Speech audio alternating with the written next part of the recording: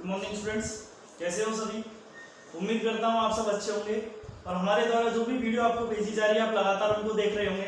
साथ ही आपने अगर अभी तक हमारे चैनल को सब्सक्राइब नहीं किया है तो इसको सब्सक्राइब कर लीजिएगा ताकि ये सभी महत्वपूर्ण वीडियो आप सभी के पास तक पहुँच सके। स्टूडेंट्स, पिछली क्लास में हमने एक्सरसाइज नंबर 2 कंप्लीट कर ली थी, लेकिन उसके कुछ और क्वेश्चन आज हम सॉल्व करते हैं जो कि कुछ क्वेश्चन एग्जाम्पलों के होते हैं और विभिन्न कुछ क्वेश्चन दे रखे हैं जो कि एग्जाम की दृष्टि से इंपॉर्टेंट है। उन क्वेश्चनों को आज हम सॉल्व करेंगे।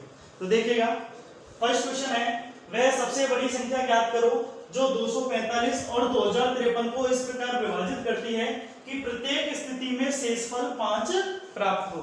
यानी कि जो दो संख्याएं हमें दे रखी है 245 और 2053, इनको यदि कोई एक ऐसी संख्या है जिससे यदि हम विभाजित करते हैं तो प्रत्येक स्थिति में शेषफल 5 प्राप्त होता है और आपको बताना है कि वह सबसे बड़ी संख्या कौन सी होगी। तो देखिएगा, अब हमें यहाँ पर दिखाई दे रहा है कि इसमें शेषफल 5 प्राप्त हो रहा है, यानी कि यदि हम इन दोनों संख्याओं में से 5 घटा देते हैं तो वो जो संख्या होगी उस संख्या के द्वारा ये दोनों संख्याएं पूर्ण तरीके से विभाजित होंगी। तो देखिएगा, मैंने लिखा यहाँ पर 245 और 2053 में से 5 घटाने पर यहाँ पर मैं 5 इसलिए घटा रहा हूं क्योंकि 5 हमारे पास ये शेषफल प्राप्त हो रहा है। अब यहाँ पर संख्या जैसे मान लो शेषफल 5 की जगह 7 आ जाए, 10 आ जाए, तो आपको वहां पर क्या करना है, 5 की जगह जो भी संख्या शेषफल में दे रखी है उसी को हम माइनस करेंगे। तो देखिएगा, यहाँ पर मैंने माइनस किया 245 माइनस 5, तो 245 में से 5 माइनस करने पर तो हो जाएगा 240। और दूसरी संख्या है हमारे पास 2053, जब हम 2053 में से यदि 5 माइनस करेंगे तो ये हो जाएगा हमारे पास 2048।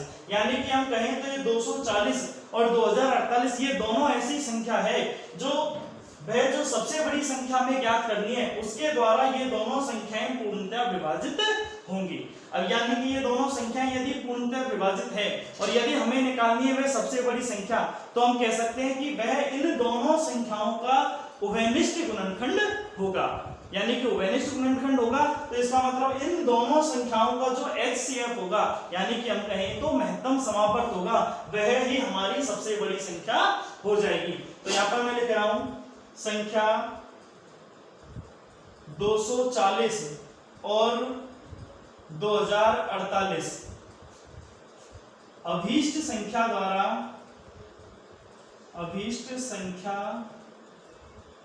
द्वारा पूर्णतया विभाजित है।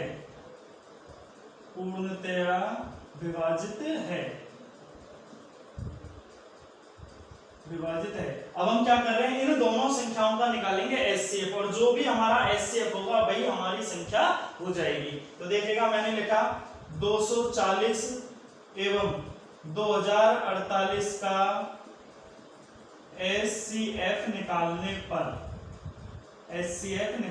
पर अब देखिएगा, एक्सरसाइज नंबर 2 में हमने HCF निकालने की दो विधि पढ़ी थी। एक तो पढ़ी थी हमने यूक्लिड विभाजन विधि से और दूसरा जो हमने पढ़ा था अभाज्य गुणनखंड विधि से।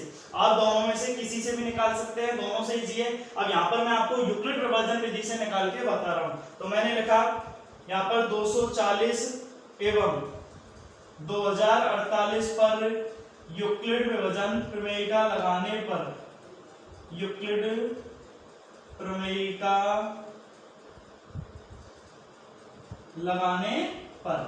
अब जब मैं इनको यूक्लिड प्रमेयिका लगाऊंगा यानी कि मैं इनको a बराबर BQ प्लस R के रूप में लिख सकता हूं।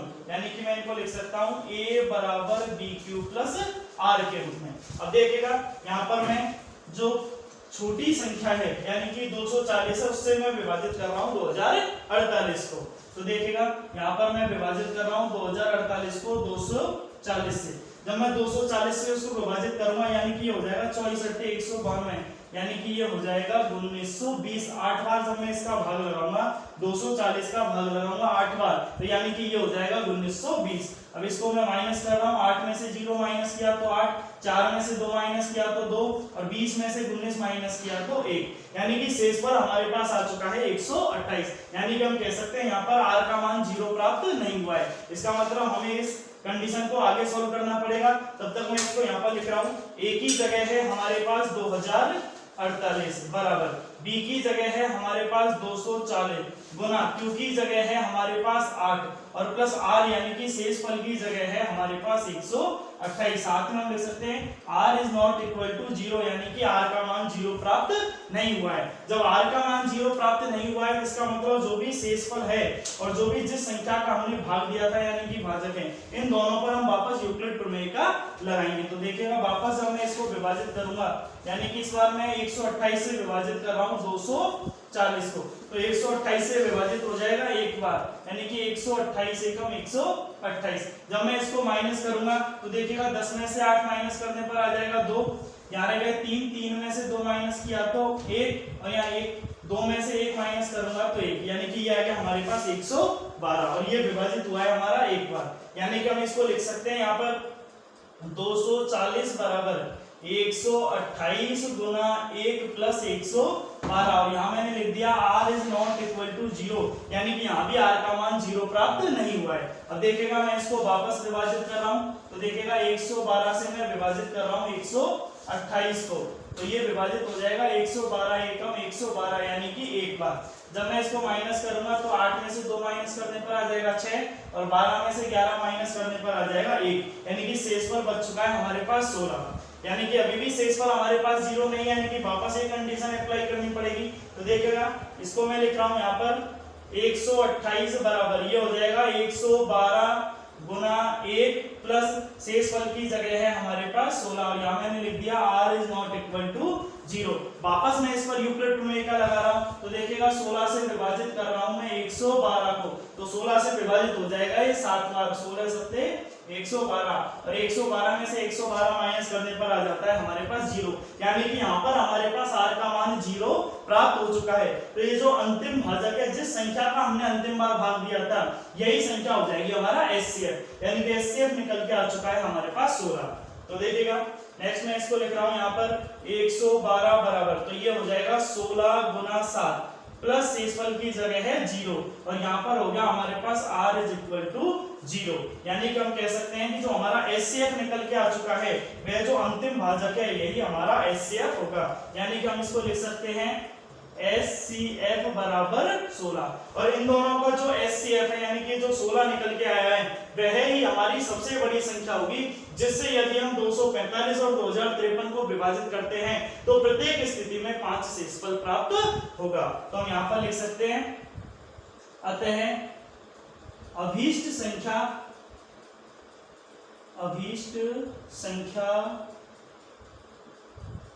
16 होगी।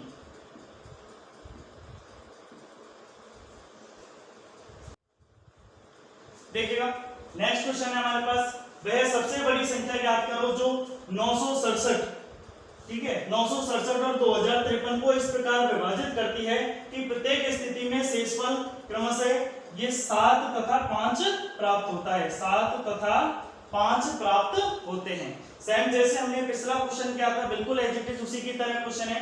यानी कि एक कोई ऐसी संख्या है जिसके द्वारा यदि हम इन दोनों संख्याओं को विभाजित करते हैं तो प्रत्येक स्थिति में शेषफल क्रमशः यानी कि 967 को जब विभाजित करते हैं तब तो शेषफल बचता है 7 तथा जब 2053 को यदि विभाजित करते हैं तो शेषफल बचता है 5। अब यानी कि जो भी हमारे पास शेषफल बच रहा है यदि इन दोनों संख्याओं को यदि इनमें से घटा दिया जाए यानी कि माइनस कर दिया जाए तो जो संख्या निकल के आएंगी वह उस अभिष्ट संख्या के द्वारा पूर्णतः विभाजित होगी। तो मैंने लिखा यहाँ पर 967 तथा 2053 में से क्रमशः 7 तथा 5 घटाने पर 7 तथा 5 घटाने पर तो दोनों संख्याओं में से मैं घटा रहा हूं। देखिएगा 967 में से तो मैंने कर दिया 7 माइनस, जब मैं 967 में से यदि मैं 7 माइनस करूंगा तो ये हो जाएगा हमारे पास 960 और दूसरी संख्या है हमारे पास 2053 और जब मैं 2053 में से यदि 5 माइनस करूंगा तो ये हो जाएगा हमारे पास 2048। यानी कि हम कह सकते हैं कि 960 और 2048 दोनों ऐसी संख्याएं हैं जो अभिष्ट संख्या के द्वारा पूर्णतः विभाजित हो रही है। यानी कि हम लिख सकते हैं 960 तथा 2048 अभीष्ट संख्या द्वारा पूर्णतया विभाजित है, पूर्णतया विभाजित है, पूर्णतया विभाजित है। अब हमें निकालनी है वह सबसे बड़ी संख्या, यानी कि इन दोनों संख्याओं का जो एचसीएफ निकल के आएगा वह वो सबसे बड़ी संख्या होगी जो इनको पूरी तरीके से विभाजित करेगी, यानी कि हमें इन दोनों संख्याओं का एचसीएफ निकालना है। तो भाई यूक्लिड विभाजन प्रमेय का से मैं एचसीएफ निकाल रहा हूं, आप चाहे तो इसको अभाज्य गुणनखंड विधि से भी कर सकते हो, तब भी आंसर हमारा सेम निकल के आएगा। तो देखिएगा मैंने लिखा 960 तथा 2048 पर यूक्लिड प्रमेयिका लगाने पर, यूक्लिड प्रमेयिका से मैं इसको सोल्व कर रहा हूं, यूक्लिड प्रमेयिका लगाने पर। अब जब मैं इस पर यूक्लिड प्रमेयिका लगा रहा हूं, यानी कि इसको मैं लिख सकता हूं a बराबर b क्यूब प्लस r के रूप में। तो देखिएगा मैं इसको यहाँ पर विभाजित कर रहा हूं, तो देखिएगा मैंने यहाँ विभाजित किया है 2048 को मैं विभाजित कर रहा हूं 960 से। अब अगर हम देखें तो ये हमारे पास दो बार विभाजित हो जाएगा, यानी कि मैं अगर गुना करूं 960 गुना 2 तो ये हो जाएगा 0, 2 को जब मैं 6 से गुना करूंगा ये हो जाएगा 12, हासिल किया जाएगी 1, दोनों 18 रहे 19, यानी कि हो जाएगा 1920। क्योंकि जब मैं इसको 3 बार गुना करूंगा तो ये संख्या इससे बड़ी हो जाएगी, यानी कि जब मैं इसको 2 से विभाजित करूंगा तो ये हमारे पास निकल के आ गया 1920। मैं इसको माइनस कर रहा हूं, 8 में से 0 माइनस करने पर 8, 4 में से 2 माइनस करने पर 2 और 20 में से 19 माइनस किया तो 1, यानी कि हम कह सकते हैं कि हमारे पास शेषफल 0 प्राप्त नहीं हुआ है। अब जब ये शेषफल 0 प्राप्त नहीं हुआ है, इसका मतलब हमें ये प्रक्रिया को वापस करना पड़ेगा। अब पहले मैं इसको इस फॉर्म में लिख रहा हूं, ये बराबर b क्यूब प्लस r के रूप में। तो देखिएगा a की जगह है हमारे पास 2048, b की जगह है हमारे पास 960 गुना q की जगह है हमारे पास 2 प्लस r की जगह यानी कि शेषफल की जगह है हमारे पास 128। और यहाँ मैंने लिख दिया कि r is not equal to 0, यानी कि r का मान 0 प्राप्त नहीं हुआ है। मैं वापस इसको विभाजित करूंगा, यानी कि जो शेषफल और भाजक है इन दोनों पर यूक्लिड प्रमेयिका लगाएंगे वापस। तो देखिएगा जब इन पर वापस यूक्लिड प्रमेयिका लगाएंगे तो 128 का हम भाग लगाएंगे 960 में। अब हम देखें तो इसको विभाजित कर रहे हैं हम एक बार 7 बार विभाजित करके देख लेते हैं। तो देखिएगा 7 को जब मैं 8 से गुना करूंगा 7 8 56, ये हो जाएगा 6, हासिल किया जाएगी 5, 7 को 2 से गुना करने पर 14, 14 और 5 हो जाएगा 19 का 9, हासिल की 1, 7 एकम 7 और 1 8, यानी कि हो जाएगा हमारे पास 896। क्योंकि जब मैं इसको 8 बार विभाजित करूंगा तो ये 960 से बड़ी संख्या निकल के आएगी। तो देखिएगा मैंने इसको विभाजित किया 7 बार और 7 बार विभाजित करने पर ये आया हमारे पास 896। मैं इसको माइनस कर रहा हूं, तो देखिएगा 10 में से 6 माइनस किया तो ये हो गया हमारे पास 4, यहाँ रह गया हमारे पास 15, 15 में से यदि 9 माइनस करते हैं तो ये आ गया हमारे पास 6, यानी कि 64 हमारे पास शेषफल बच चुका है। यानी कि हम कहें तो अभी भी r का मान 0 प्राप्त नहीं हुआ है। तो देखिएगा इसको मैं लिख रहा हूं, यहाँ पर मैंने लिखा 960 बराबर ये हो जाएगा 128 गुना 7 प्लस शेषफल की जगह है हमारे पास 64, और यहाँ मैंने लिख दिया कि r is not equal to 0, यानी कि r का मान 0 प्राप्त नहीं हुआ है। तो वापस इन दोनों संख्याओं पर यूक्लिड प्रमेय लगा रहे हैं, यानी कि 64 से इस बार विभाजित कर रहा है 128 को, तो 64 से ये विभाजित हो जाएगा 2 बार, 64 दूनी 128, और 128 में से 128 माइनस करने पर आ जाएगा 0। और जैसे ही शेषफल 0 प्राप्त हो गया, यानी कि जो अंतिम भाजक था जिस संख्या का हमने भाग लगाया था वही संख्या हमारा एचसीएफ हो जाएगी। तो देखिएगा इसको मैं लिख रहा हूं यहाँ पर 128 बराबर ये हो जाएगा हमारे पास 64 गुना 2 प्लस शेषफल की जगह है हमारे पास 0, और हम यहाँ लिख सकते हैं कि r इज इक्वल टू 0 है, यानी कि r का मान 0 प्राप्त हो चुका है। और ये जो हमारा अंतिम भाजक था यह हो जाएगा हमारा एचसीएफ, यानी कि हम लिख सकते हैं एचसीएफ बराबर 64 है। यानी कि हम कह सकते हैं कि वह जो सबसे बड़ी संख्या उन्होंने पूछी थी वह सबसे बड़ी संख्या 64 हो जाएगी, जिससे यदि 967 और 2053 को हम विभाजित करते हैं तो क्रमशः 967 को विभाजित करने पर 7 शेषफल बचता है और 2053 को विभाजित करने पर 5 शेषफल प्राप्त होता है। तो हम लिख सकते हैं अतः अभीष्ट संख्या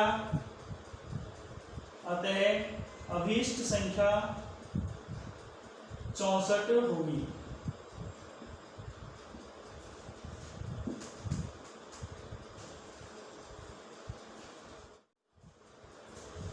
देखिएगा नेक्स्ट क्वेश्चन है, बताइए 2 रूट 45 प्लस 3 रूट 20 बटे 2 रूट 5 एक परिमेय संख्या है या अपरिमेय संख्या है, यानी कि हमें इसको सॉल्व करके बताना है कि ये एक परिमेय संख्या होगी या एक अपरिमेय संख्या होगी।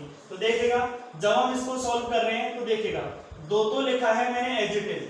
अब जब मैं रूट 45 मुझे यहाँ पर दे रखा है, यानी कि जब मैं रूट 45 के यदि टुकड़े करता हूँ तो इसको मैं लिख सकता हूँ रूट 9 गुना रूट 5, या फिर मैं इसको एक साथ भी लिख सकता हूँ। देखिएगा मैंने इसको लिख दिया रूट 9 गुना 5, क्योंकि 45 के टुकड़े क्या हो गए 9 गुना 5। अब यहाँ पर 9 गुना 5 ही टुकड़े इसलिए लिए क्योंकि यहाँ पर ये जो 9 संख्या है ये हमारे पास 3 का वर्ग होती है, और जो संख्या वर्ग होगी उस संख्या को हम बाहर ले सकते हैं, यानी कि कॉमन के रूप में हम बाहर लिख लेंगे। ऐसे ही प्लस 3 रहा एज इट इज। अब जब हम रूट 20 के टुकड़े करेंगे तो रूट 20 के टुकड़े हम लिख सकते हैं रूट 5 गुना 4, क्योंकि 5 को 4 से गुना करने पर क्या हो जाएगा 20। अब यहाँ पर क्योंकि 4 2 का वर्ग होती है तो 2 को हम यहाँ से बाहर ले सकते हैं, और बटे की जो संख्या है इसको मैंने लिखा है एज इट इज, यानी कि 2 रूट 5। अब देखिएगा जब मैं इसको आगे सॉल्व कर रहा हूँ, ये 2 तो लिखा मैंने एज इट इज। अब ये जो रूट में 9 दे रखा है, यानी कि 9 यदि किसी संख्या का वर्ग होता है तो वहां से हम उसका रूट हटा सकते हैं। अब 9 हमें पता है कि 3 का वर्ग होता है, तो हमने 3 को ले लिया बाहर, यानी कि 3 आ गया बाहर, और हमारे पास अब रूट में बच गया केवल 5। इधर प्लस एज इट इज आ गया। अब देखिएगा ये 3 को तो लिखा मैंने एज इट इज, यहाँ भी हम देखें तो 4 2 का वर्ग होता है, यानी कि हम 2 को बाहर ले सकते हैं, तो 2 तो आ गया बाहर, और रूट में बच गया केवल हमारे पास 5, और बटे में है हमारे पास 2 रूट 5। अब देखिएगा जब मैं इसको सॉल्व करूंगा तो ये हो जाएगा 3 को जब मैं 2 से गुना करूंगा 3 दूनी 6, यानी कि ये हो गया हमारे पास 6 रूट 5, प्लस जब मैं इसको सॉल्व करूंगा तो ये हो जाएगा 3 दूनी 6, यानी कि ये हो गया हमारे पास 6 रूट 5, और बटे में है हमारे पास 2 रूट 5। जब मैं इसको आगे सॉल्व करूंगा तो देखिएगा 6 रूट 5 ये रहे और 6 रूट 5 ये रहे, जब मैं दोनों को प्लस करूंगा तो ये हो जाएगा हमारे पास 12 रूट 5, और बटे में हमें दे रखा है 2 रूट 5। जब मैं इसको देखेगा और आगे सॉल्व करूंगा तो देखिएगा रूट 5 से तो रूट 5 कैंसिल हो गया, और जब मैं 2 का भाग लगाऊंगा 12 में तो ये पूरी तरीके से विभाजित हो जाएगा 6 बार, यानी कि जब मैं इसको यदि सॉल्व करता हूं तो इसका मान निकल के आता है 6।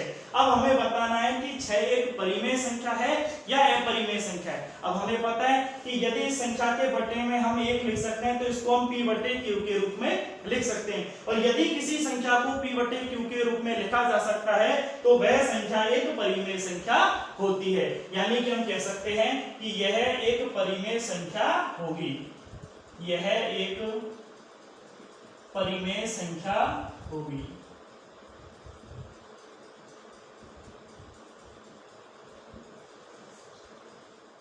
देखिएगा नेक्स्ट क्वेश्चन है हमारे पास, सिद्ध करो 2 क्रमागत धनात्मक पूर्णांकों का गुणनफल 2 से भाज्य है। क्रमागत का मतलब है लगातार, यानी कि कोई भी 2 लगातार जो धनात्मक पूर्णांक होंगे उनका जो गुणनफल होगा वो 2 से भाज्य होता है, यह हमें सिद्ध करना है। तो देखिएगा हमने लिखा माना प्रथम धनात्मक पूर्णांक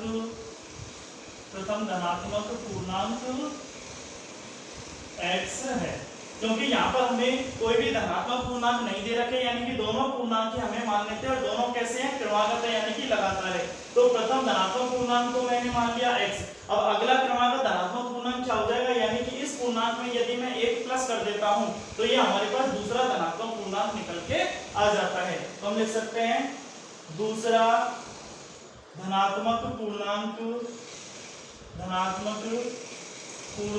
बराबर ये हो जाएगा हमारे पास x प्लस 1, क्योंकि जैसे मान लीजिएगा x की जगह मान लो मैं एक संख्या मान लेता हूँ 5 मान लेता हूँ, तो 5 के बाद अगली संख्या क्या हो जाएगी, जब मैं 5 में 1 जोड़ूंगा तो 6 हो जाएगी, और 5 और 6 दोनों कैसे क्रमागत यानी कि लगातार संख्या है। आप x की जगह जैसे और कोई भी संख्या मान लो 2 मान के देख लो, तो 2 में जब मैं 1 प्लस करूंगा तो 3 हो जाएंगी, दोनों क्रमागत संख्याएं होंगी। अब हमें सिद्ध करना है कि इन दोनों का जो गुणनफल होगा वो हमेशा 2 से भाज्य होता है, यानी कि हम लिखें दोनों संख्याओं का गुणनफल करने पर, दोनों संख्याओं का गुणनफल करने पर जब मैं इन दोनों संख्याओं का गुणनफल करूंगा तो गुणनफल ये हो जाएगा हमारे पास, यानी कि हमें x को गुणा करना है x प्लस 1 से, यानी कि ये निकल के आ चुका है हमारे पास दोनों का गुणनफल। अब हमें सिद्ध करना है कि ये 2 से भाज्य होता है। तो देखिएगा अब यहाँ पर मैं x की जगह कोई भी मान रख के देखता हूँ। तो देखिएगा सबसे पहले मैं यहाँ पर रख रहा हूँ x बराबर 1 रखने पर, देखिएगा जब मैं x का मान यदि 1 रखता हूँ तो देखिएगा हमारे पास गुणनफल दे रखा है x और x प्लस 1, तो x की जगह जो हमने रखा 1 आ गया, ब्रैकेट x की जगह रखा 1 और प्लस हो गया 1। तो देखिएगा जब मैं इसको सॉल्व करूंगा तो ये हो जाएगा 1 गुना 1 में यदि मैं 1 प्लस करता हूं तो ये हो जाएगा 2, और जब मैं 2 को 1 से गुना करूंगा तो निकल के आएगा 2। यानी कि हम कहें तो इसका जो मान निकल के आया है 2, ये गुणनफल 2 से भाज्य होता है। बिल्कुल सही है, क्योंकि 2 में 2 का भाग चला जाता है। अब देखिएगा क्योंकि हमें प्रूफ करना है तो हम x की जगह कोई भी और भी मान हम रखकर यहाँ पर देखते हैं। अभी हमने x का मान 1 रखा, अब देखिएगा मैं x बराबर 2 रखने पर, x बराबर 2 रखने पर, तो इसका जो गुणनफल है ये है हमारे पास x और x प्लस 1। तो देखिएगा x की जगह मैं 2 रख रहा हूँ यहाँ पर, तो x की जगह तो रखा मैंने 2, ब्रैकेट इस x की जगह भी आ गया 2 प्लस 1। जब मैं इसको सॉल्व करूंगा तो ये हो जाएगा 2 गुना 2 प्लस 1 यानी कि 3, और जब मैं 3 को 2 से गुना करता हूं तो 3 को 2 से गुना करने पर आता है हमारे पास 6। और यदि हम देखें तो ये जो 6 संख्या निकल के आई है ये भी हमारे पास 2 से भाज्य होती है। यानी कि हम कहें देखो x की जगह जब हमने 1 रखा तब भी ये 2 से भाज्य था, x की जगह जब हम 2 रख के देखते हैं तब भी ये 2 से भाज्य है। x की जगह जैसे देखिएगा मैं 3 रख के देख रहा हूँ, x बराबर 3 रखने पर जब मैं x की जगह 3 रखूंगा तो गुणनफल था हमारे पास x प्लस 1। तो देखिएगा x की जगह हो जाएगा हमारे पास 3, ब्रैकेट में x की जगह 3 प्लस 1। तो जब मैं इसको सॉल्व करूंगा तो ये हो जाएगा 3 गुना 3 प्लस 1 यानी कि 4, और जब मैं 4 को 3 से गुना करूंगा तो 12। हम देखें तो ये संख्या भी हमारे पास 2 से भाज्य है। यानी कि हम कहें तो यहाँ लिख सकते हैं 2 से भाज्य है। ये जो संख्या है 6 ये भी हमारे पास 2 से भाज्य है। और जो x बराबर 3 पर हमने रखा था अब इसका मान आया 12, ये भी हमारी 2 से भाज्य है। यानी कि यह संख्या भी हमारी 2 से भाज्य है। यानी कि हम कह सकते हैं कि x के सभी मानों के लिए इनका जो भी गुणनफल निकल के आएगा वह हमेशा 2 से भाज्य होगा। तो हम यहां लिख सकते हैं x के सभी मानों के लिए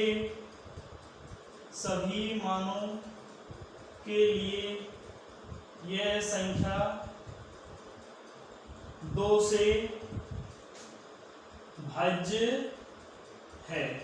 अब जब x के सभी मानों के लिए संख्या 2 से भाज्य यानी कि हम x की जगह यदि कोई भी मान रखेंगे तो वो संख्या 2 से पूरी तरीके से विभाजित हो जाएगी। और यही चीज हमें सिद्ध करनी थी कि इनका जो गुणनफल होता है वो 2 से भाज्य होता है। देखिएगा नेक्स्ट क्वेश्चन है हमारे पास परिमेय संख्या 43/2 की घात 2 गुना 5 की घात 3 के दशमलव प्रसार का दशमलव कितने अंकों के पश्चात अंत होगा। यानी कि हमें बताना है कि इसका जब हम दशमलव प्रसार निकालेंगे तो दशमलव प्रसार कितने अंकों के पश्चात अंत होगा। इस तरीके के क्वेश्चन अक्सर बोर्ड एग्जाम में पूछ लिए जाते हैं। 1 नंबर का क्वेश्चन ऐसा बन जाता है जो कि हमने एक्सरसाइज नंबर 2.4 में किए थे, उसमें इसी तरीके के क्वेश्चन थे, लेकिन वहां पर केवल हमें ये बताना था कि उनका दशमलव प्रसार कैसा होगा, यानी कि शांत होगा या अशांत होगा। तो काफी बार इस तरीके से भी पूछ लिया जाता है कि उनका दशमलव प्रसार कितने अंकों के पश्चात अंत होगा। तो देखिएगा अगर हम देखें तो हमारे पास जो संख्या हमें दे रखी है ये है 43 बटे में है 2 की घात 2 और गुना हमें दे रखा है 5 की घात 3। अब हमें इसका दशमलव प्रसार निकालना है तो हम क्या करेंगे, जो भी हमें यदि संख्या दे रखी है, क्योंकि हमें जो गुणनखंड है 2 और 5 के रूप में ही है, तो दोनों की हमें घात समान बनानी पड़ेगी। यानी कि 5 की घात 3 है तो 2 की घात भी हमें यहाँ पर 3 बनानी पड़ेगी। यानी कि 2 की घात 1 हमारे पास कम है, तो हम इसको लिख सकते हैं अंश व हर को 2 की घात 1 से गुना करने पर, क्योंकि जब हम इसको 2 की घात 1 से गुना करेंगे तो यहाँ पर हर के दोनों की घात हमारे पास समान हो जाएगी गुना करने पर। तो देखिएगा जब मैं अंश में हर को 2 की घात 1 से गुना करूंगा यानी कि अंश में तो हो जाएगा 43 गुना 2, और जब मैं हर को गुना करूंगा तो देखिएगा 2 की घात 2 एज इट इज लिखा है, अब इसको मैंने गुना कर दिया मान लीजिएगा 2 की घात 1 से, और गुना में है 5 की घात 3, यानी कि इसको मैं लिख सकता हूँ, जब मैं इन दोनों को गुना करूंगा तो ये हो जाएगा 43 को 2 से गुना करने पर 86, और बटे में हम इसको लिख सकते हैं 2 की घात भी 3 हो गई और 5 की घात भी हमारे पास 3 हो गई, यानी कि हम इसको लिख सकते हैं 10 की घात 3, क्योंकि 2 को और 5 को जब मैं गुना करूंगा तो 2 को 5 से गुना करने पर हो जाएगा 10, और दोनों की घात 3 दे रखी तो 10 की घात हो जाएगी हमारे पास 3, यानी कि इसको मैं लिख सकता हूँ 86 बटे 10 की घात 3 का मतलब हो गया 1000। अब हमें निकालना है इसका दशमलव प्रसार, यानी कि दशमलव लगाना है, तो देखिएगा हर में 3 जीरो दे रखी है, यानी कि ऊपर से हम 3 संख्या छोड़ के पॉइंट लगा देंगे, तो यहाँ पर हमारे पास केवल 2 ही संख्या है, तो हम क्या करेंगे, यहाँ 86 से पहले एक और जीरो लगा लेंगे, तो अब ये 3 संख्या हो गई। अब इन 3 संख्याओं के पहले हम यहाँ पर पॉइंट लगा देंगे, यानी कि मैं इसको लिख सकता हूँ 0.086। ये पॉइंट के पहले जो जीरो है इसका कोई महत्व नहीं है, इसको आप लगा भी सकते हो और नहीं भी लगाओगे तो कोई फर्क नहीं पड़ेगा। अब इधर से हमने देखा 1 2 और 3 संख्या छोड़ के पॉइंट हो गया। अब हमें बताना है कि इसका दशमलव प्रसार कितने अंकों के पश्चात अंत होगा, तो हम ऐसा बता सकते हैं कि ये जो संख्या हमें दे रखी है इसका जो दशमलव प्रसार होगा वो 3 अंकों के पश्चात अंत होगा। तो हम लिख सकते हैं जो संख्या है हमारे पास 43 बटे 2 की घात 2 गुना 5 की घात 3 का दशमलव प्रसार